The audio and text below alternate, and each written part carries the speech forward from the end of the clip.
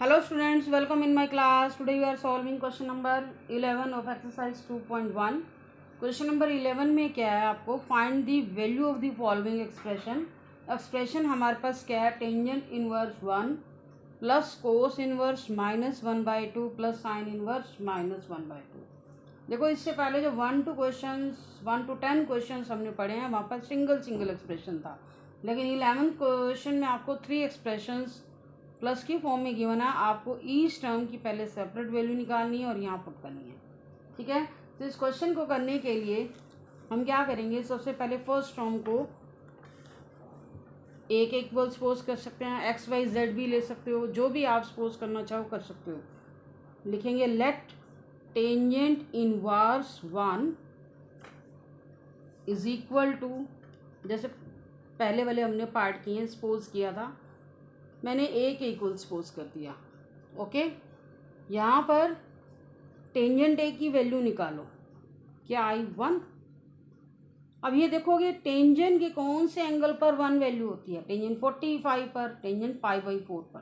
तो यहाँ लिखेंगे टेंजेंट π/4. अब आपका टेंजेंट ए किसके इक्वल हो गया, टेंजेंट π/4 के इक्वल. तो ए की वैल्यू क्या आई, π/4. π/4 किसको बिलोंग करता है, टेंजेंट की रेंज चेक करो. टेंजेंट की रेंज हमारी क्या होती है, -π/2 से +π/2. जो आप वैल्यू निकाल रहे हो देखोगे टेंजेंट की रेंज में आनी चाहिए, इन्वर्स फंक्शन की रेंज में. तो टेंजेंट की रेंज में क्या आता है, -π/2 से π/2 ओपन इंटरवल. जो साइन की रेंज होती है वही टेंजेंट की, सिर्फ इंटरवल का डिफरेंस है. ऐसे ही कोस और सेकेंड में कोस की जो रेंज है 0 से पाई, वही सेकेंड की है 0 से पाई, लेकिन यहाँ क्लोज इंटरवल है, लेकिन π/2 आपको हटाना है. कोट इनवर्स में सेम है, जो साइन है वही कोट है, वहाँ पर आपको क्लोज एक में क्लोज इंटरवल लेना और कोट में क्या लेना है, ओपन इंटरवल. तो ये चीज़ आपको अच्छे से लर्न करनी है, रिटर्न प्रैक्टिस से भी आप अच्छे से लर्न कर सकते हो. ठीक है, तो यहाँ पर हमें पता लग गया टेंजेंट की क्या रेंज है, -π/2 से +π/2. दैट मीन्स ये वैल्यू इस रेंज से बिलोंग करती है. तो इस एक्सप्रेशन की वैल्यू क्या आ गई, π/4. अब हम आते हैं next, let cos inverse -1/2 is equal to B. Cos B की वैल्यू कितनी है, -1/2. अब ये कौन से एंगल पर है, 1/2 कौन से एंगल पर होता है, 60 पर. ठीक है, माइनस कोस 60 को आप क्या लिखोगे, π/3. और आपको पहले भी ऐसा एक्सप्रेशन दिखाई दिया था, माइनस जब आ जाए तो आप कोस पाई माइनस π/3 करोगे, क्योंकि कोस कौन से क्वाड्रेंट में होता है, सेकेंड क्वाड्रेंट में होता है. 3π - π/3 कितना आया, कोस 2π/3. तो cos B is equal to 2π/3, B is equal to कितना आया, 2π/3.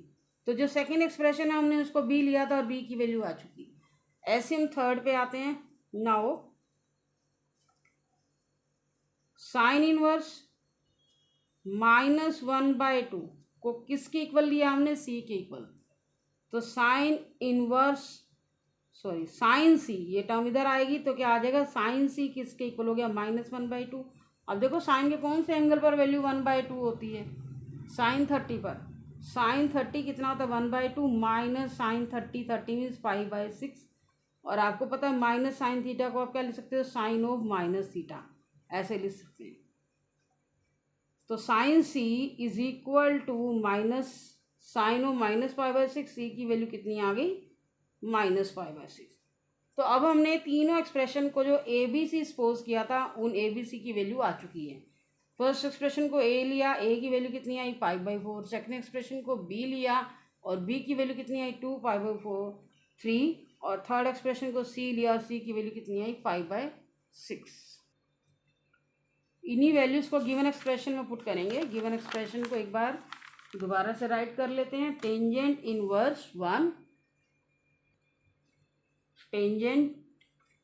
Inverse 1 plus cos inverse -1/2 plus sign inverse -1/2. Tangent inverse 1 की वैल्यू क्या आई थी, π/4, और कोस इनवर्स -1/2 की वैल्यू कितनी आई है, 2π/3, और इसकी साइन इनवर्स ऑफ -1/2 कितना आया, -π/6। अब इसे सोल्व करोगे बाय एलसीएम, 4 3 6 का एलसीएम कितना आएगा, 12 आएगा। आप निकाल करके देख सकते हो। 12 को 4 से डिवाइड किया, 3π प्लस 8π माइनस 2π, 8 और 3 11π, 11 में से 2 कट हुए, 9π बाय में 12 कितना आया, 3π/4।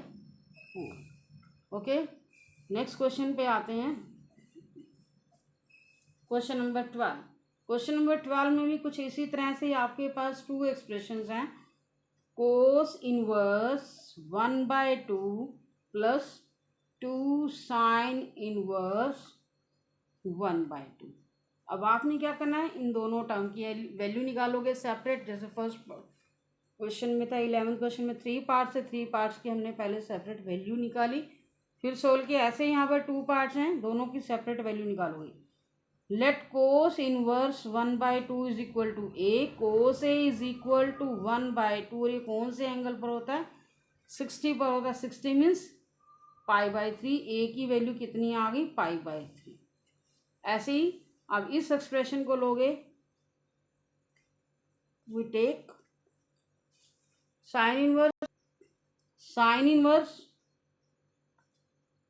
1/2, sine inverse 1/2 is equal to B, sine B is equal to 1/2। अब ये कौन से एंगल पर होता है, ये होता है 30 पर। 30 को अब क्या लिखोगे, साइन π/6 लिखेंगे। तो b की वैल्यू क्या आ गई, π/6। ठीक है, अब हम दोनों एक्सप्रेशन फिर से राइट करेंगे। कोस इनवर्स 1/2 प्लस 2 साइन इनवर्स 1/2। कोस इनवर्स 1/2 की वैल्यू कितनी आई है, π/3, और ये 2 आपने एज इट इज रखना है। साइन इनवर्स 1/2 की वैल्यू कितनी आई है, π/6। ये कट हो रहा है आपका, π/3 आ गया, तो π/3 प्लस π/3 कितना आया, ये 2π/3। तो ये क्वेश्चन भी हमारा कंप्लीट हो गया। अब हम आते हैं 13 क्वेश्चन पे। 13 क्वेश्चन में आपका ये ऑप्शनल क्वेश्चन है, if sine inverse x is equal to Y. तो आपको देखो इसमें 4 ऑप्शन दिए गए हैं, y आंसर के हिसाब से आपने चलना है। फर्स्ट ऑप्शन है, y कहाँ लाई कर रहा है, 0 से पाई के बिटवीन में। y कहाँ लाई करेगा, -π/2 से +π/2। थर्ड ऑप्शन में 0 से पाई एंड -π/2 से π/2। यहाँ पर देखो लेस देन एंड इक्वल भी है, और यहाँ क्या है, ओनली लेस देन है। अब आपने साइन इनवर्स की रेंज देखनी है क्या है। साइन इनवर्स की रेंज जो है बुक में भी गिवन है, देखो यहाँ क्लोज इंटरवल है, तो दैट मीन्स जो इसकी रेंज है ना, उसमें ये वैल्यू भी इंक्लूड होती है, बाउंड्री वैल्यूज। तो यहाँ पर इसके अकॉर्डिंग हमारा आंसर क्या आएगा, ऑप्शन बी।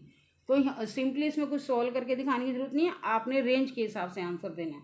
तो आंसर हमारा क्या आएगा, -π/2 less than is equal to Y less than equal to π/2। तो इसमें आपका ऑप्शन क्या आएगा, ऑप्शन बी आएगा। ओके, ये क्वेश्चन आ जाता है, इंपॉर्टेंट क्वेश्चन है।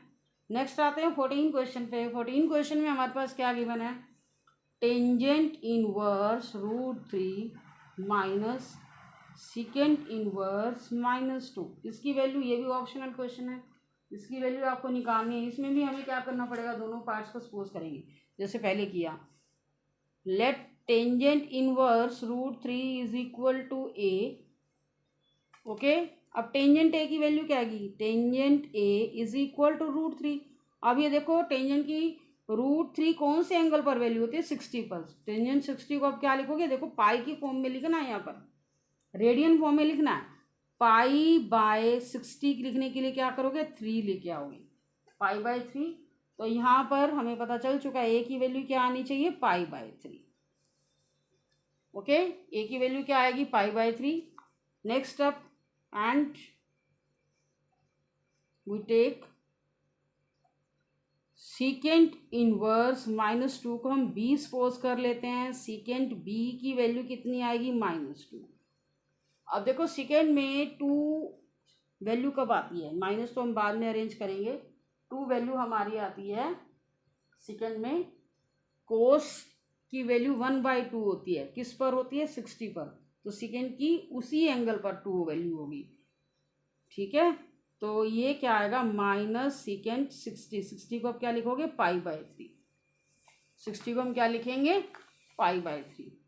अब कोस और सेकेंड में सेम पॉइंट है, क्योंकि कोस और सेकेंड की रेंज आपकी सेम है, सिर्फ इंटरवल का फर्क है। सेकेंड की रेंज क्या है, 0 से, सॉरी इसमें भी सेम है, 0 से π। तो हमें यहाँ पर दिखाई दे रहा है नेगेटिव वैल्यू तो है ही नहीं, तो यहाँ पर इस नेगेटिव साइन को, इसको भी चेंज करेंगे। सेकेंड क्वाड्रेंट में क्या होता है, माइनस होता है, तो इसे भी कोस की तरह अरेंज करो, सेकेंड π - π/3, तो क्या आएगा ये 2π/3, second 2π/3। Second b is equal to 2π/3, b की वैल्यू कितनी आई है, 2π/3। अब आपको क्या करना है, इसी एक्सप्रेशन को राइट करना है, टेंजेंट इनवर्स √3